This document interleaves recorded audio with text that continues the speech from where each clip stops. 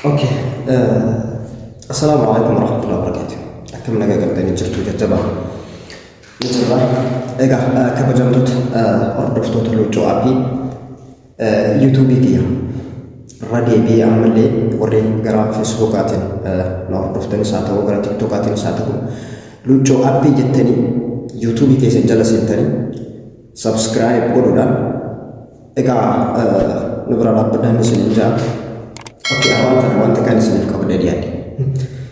Wannan ne kepada dia ko ni mali wajen tani. Yaro taka mira ya kai sai tibaita dirkin na khafti.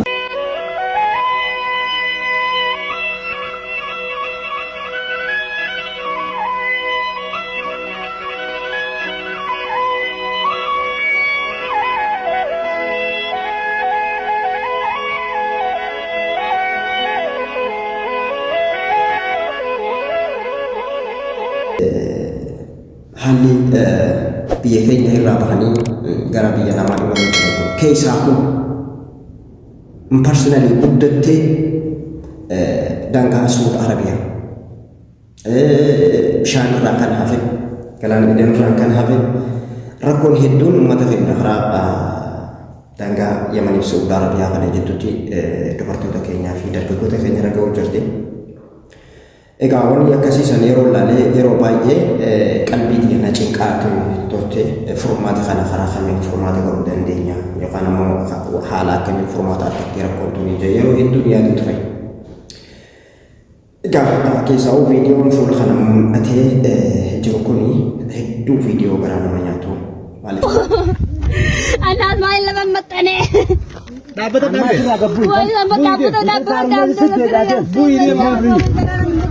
يا ربي كاترنا فرموت كلم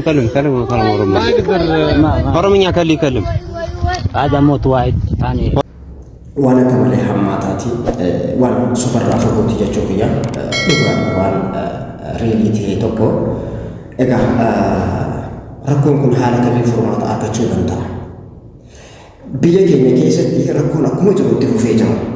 Furmaata takkallee hin qabu biyya keenya keessatti uummanni ifa argatee yookaan ammoo akka fedhii isaaniitti jiraachuu dhiisiti akka biyya namaatti jiraatu jiru kanattuu jiraachuu akkachuu dadhabee jira. Hawaasni jiraachuu jiru jechuudha. Egaa rakkoon kun baay'inaan dargaggoonni shamarran biyya keenya keessa dhangala'anii deemu jiran rakkoo kana eenyutu harkaa qaba? Furmaata taataa fi gara mootummaatiin illee jechuudha. Okay. Warri jireenya baree warri biyya kana keessa dhufee takkaaf lama sadii afur leeni kudhan deebi'ee rakkoo warri hin baree warri deemtanii hin beekne rakkoo biyya keetii caalaa biyya namaatti jiru hamtuudha. Okay. Rakkoon daangaa irratti yookaan immoo imala irratti yookaan immoo bishaan irratti namarra gahaa jirtu kuni rakkina biyya keetiin caaltu. Sekali rakkuma biyya keetii sensi fooyyee jechuudha. Rakkoon asii rakkoo hammaataa kan mana hin jaalamneetu dargaggoota keenyaa fi shamarran keenya irraan gahaa jira. Egaa mee viidiyoo takka daawwannee walitti haatee beeknu viidiyoo tana.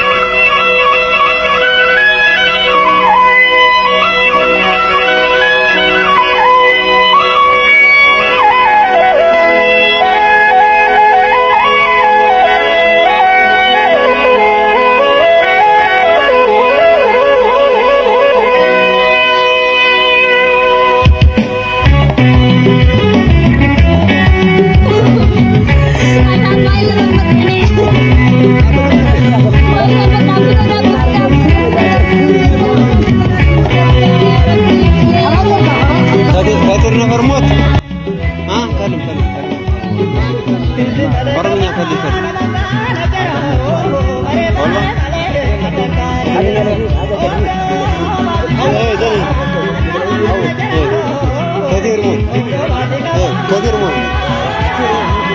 Egaa asuma kabajamtoota hordoftoota keenya hedduu garaa waan nama nyaatu takka hedduu waan nama cinqu waa'ee rakkoo kanaa ani gaafaan biyya keessa jirullee rakkoo waan kanaa dubbachaatiin ture hedduu dhugaa dubbachuudhaaf bayyanoota yeroo hin qabne keessatti waan kun yeroo hedduu dhaga'amaa ture jechuudha. Sigalee har'a wal bira qaqqabee viidiyoodhaan namni agarsiise rakkoon kun hedduu naaf na cinqaa ture sammuu. Kanaafuu warri biyyaa baanii bahan warri biyya keessatti haftanii warri asirraa wal agarru warri asirraa wal dhageenyu hadara akka biyya keessan keessa hin baane isin jechuu barbaada. Keessaa wanta bartoonni gara laafeetiidha waan ta'eef daangaa kanarratti hamma isin qalbiidhaan cinqamtu hamma isin rakkattu warri keessatti hirmaatee wanta galee beekan jechuuf yeroo ammaa keessaa hammaa taatee jira. Irra baay'een namoota karaa sooshaal miidiyaa kanarratti viidiyoo maxxansanii mucaa keenya kana nuuf barbaada hin agarree michoo keenya tana nuuf barbaada hin agarree biyyaa bahuu malee karaa isiin buute hin agarree bakka isiin buute quban qabnu rakkoo hedduu nam takka lama sadii osoo hin taane amata keessaa yoo xiqqaate yeroo fudhanii kuma shanii ol sagalee akkasiitu dhageessa jechuudha. Lubbuun namoota akkana bahu jirtu kuni carraa fuula sooshaal miidiyaa irratti nu barbaadaa jiru. Warra hin argatin jechuudha maatiin isaanii. Saniifuu biyya teessan keessa hadaraa hin bahinaa. Namni biyya ofii keessaa bahee saree ta'e namni biyya ofii keessaa bahee rakkate sinigale biyya teessan keessatti hojjedhaa biyya teessan keessatti jijjiirama sinigale